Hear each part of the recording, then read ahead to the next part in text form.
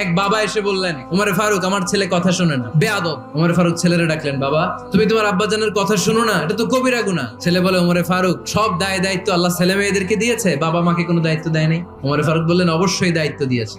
তাহলে বলেন আমার বাবার দায়িত্ব কি?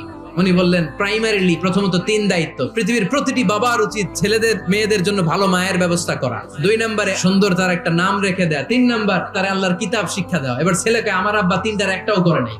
এবার ওমরে ফারুক রেগে গেলেন, বাবার কাঁধে ধরলেন। ছেলে বলে, আমিরুল মুমিনিন, আমার মা নর্তকী, আমার মা মাজুসি, আমার মায়ের মধ্যে কোনো আদব কাদব নাই, সুন্দরী দেখে আমার মা রে বাবা বিয়ে করছে, আমার মায়ের কাছ থেকে জীবনে কিছু শিখি নাই। 2 নাম্বার সাম্মানি খানফাসা, আমার বাবা আমার নাম রেখেছে চামচিকা। ওয়ালাম ইউআল্লিমনি হারফাম মিন কিতাবিল্লাহ, আমিরুল মুমিনিন শুধু তাই না, আল্লাহর কোরআনের একটা অক্ষর আমার বাবা কোনোদিন আমারে শিক্ষা দেয় না। ওমর ফারুক রেগে গেলেন, এবার বাপের কান্দে দইরা মারতে শুরু করলেন। তুই ফুলার নামে